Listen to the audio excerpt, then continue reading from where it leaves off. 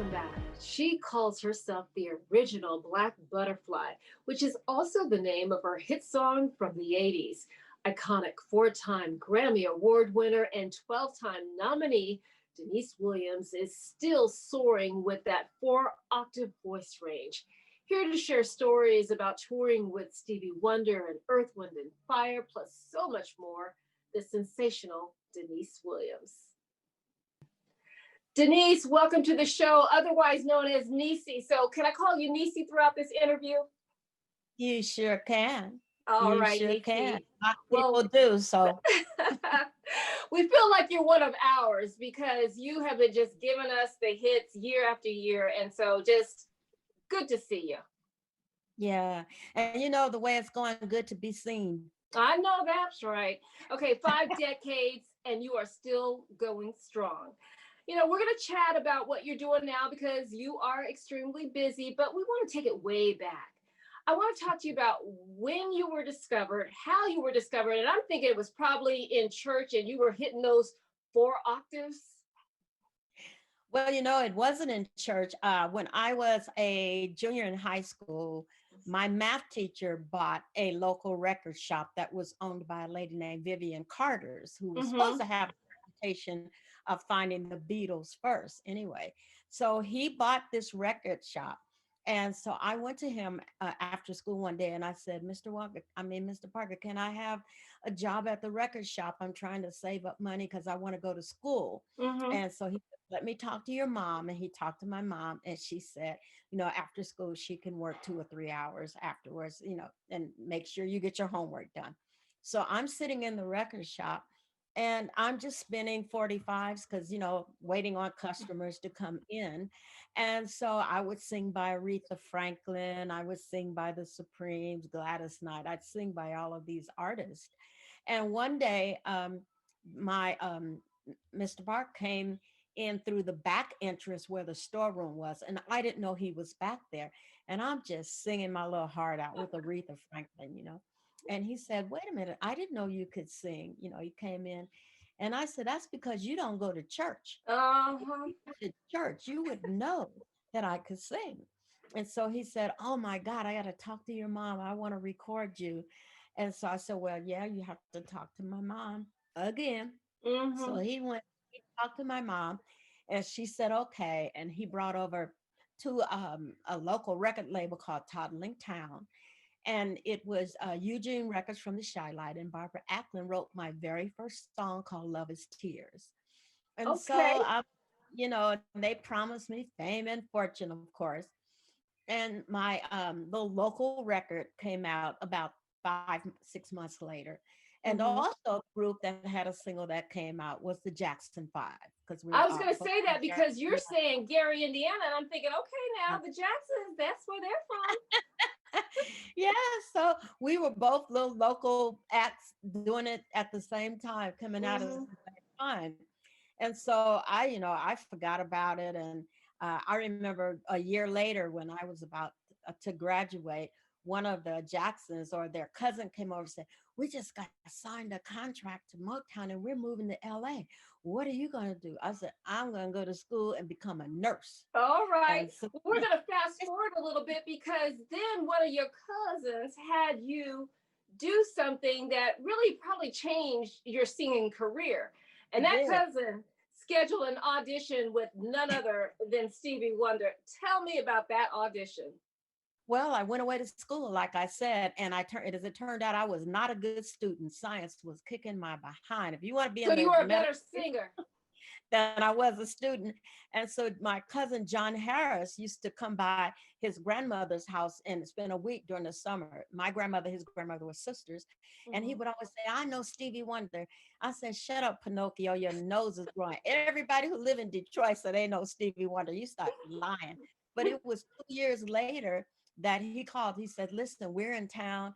I want you to come see the show. I'll introduce you to Stevie."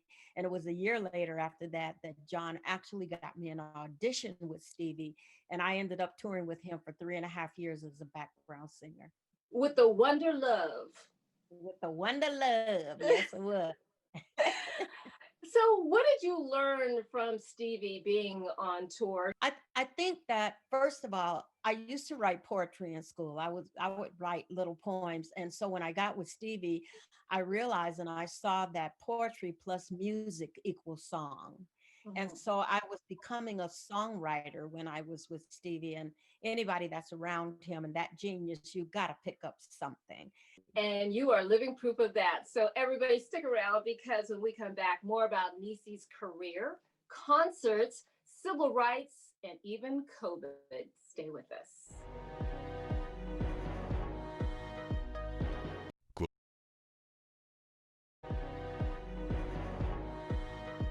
Welcome back. We are having a ball. Thank goodness we've got Deniece Williams here to just shine some light, share her story. And one thing I want to talk about your story is going back to the civil rights movement in the 60s.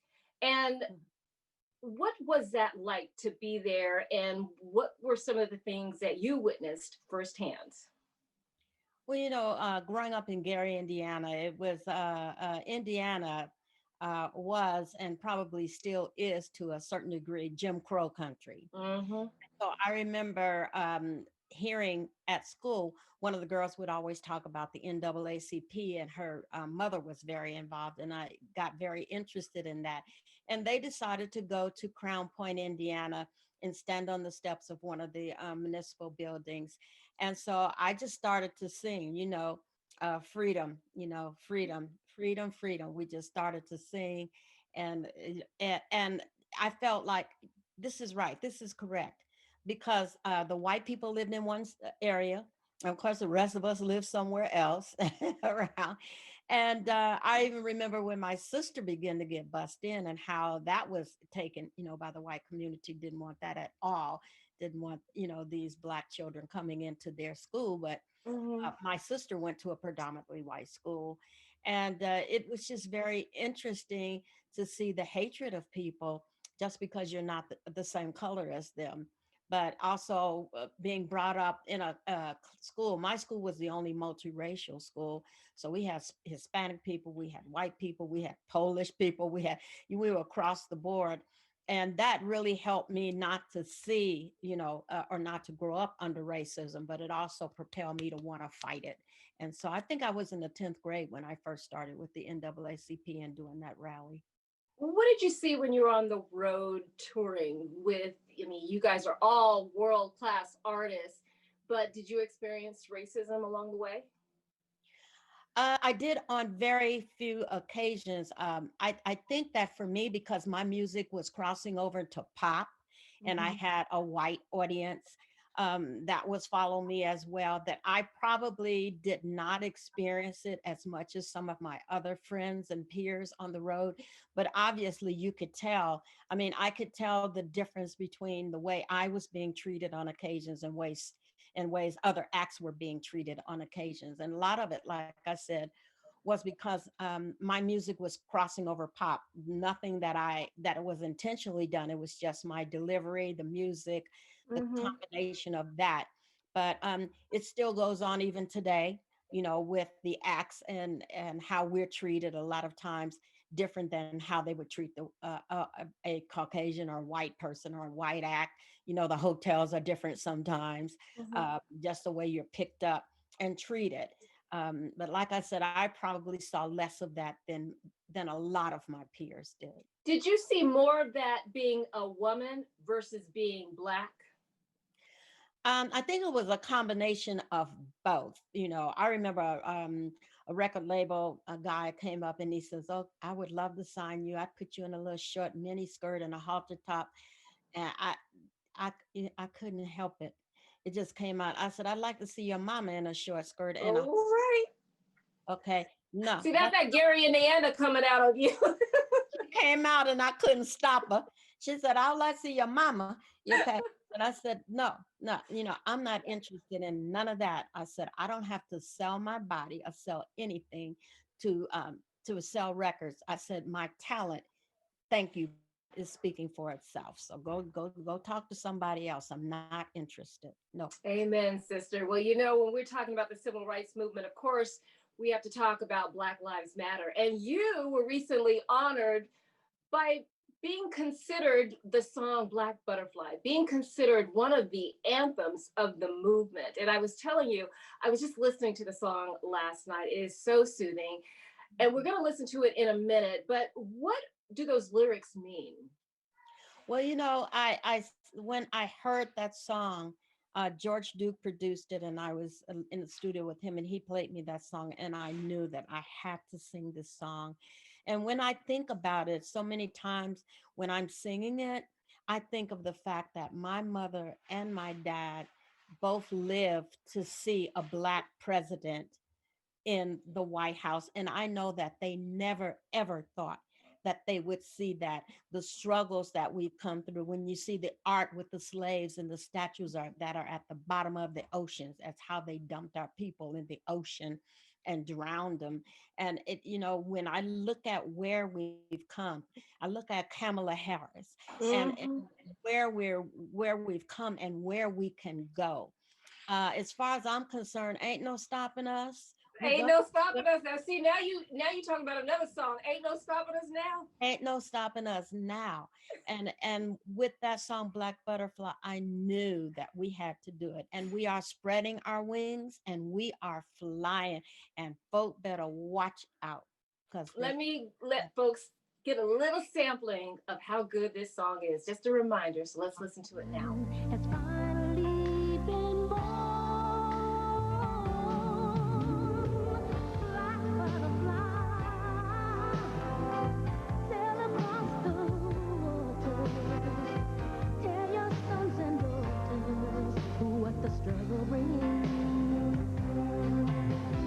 More with Nisi when we come back. This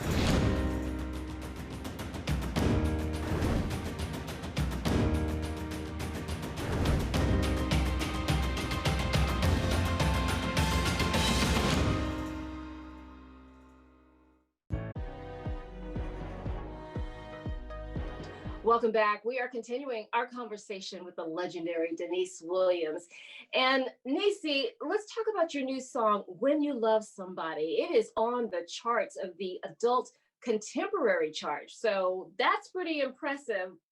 Did you think that it was going to go that high? It's number 34 right now. And also, is there a story behind it? there's always a story. There's always a story. And so I was in Los Angeles with one of my sons, and we'd taken some meetings, and we were about to go back to Las Vegas.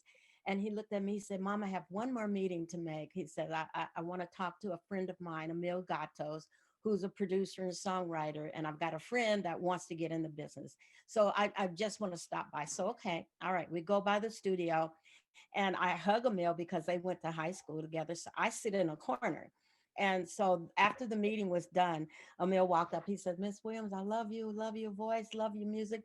Always wanted to write with you. Do you think we could write together? Can I play you some tracks? I said, okay, play me something. So he played me the first track. I didn't hear anything. He played me the second track, and I'm listening. All of a sudden, I started singing. I said, when you love somebody and you dance and you dance and you dance. I said, okay, push the button, push the button.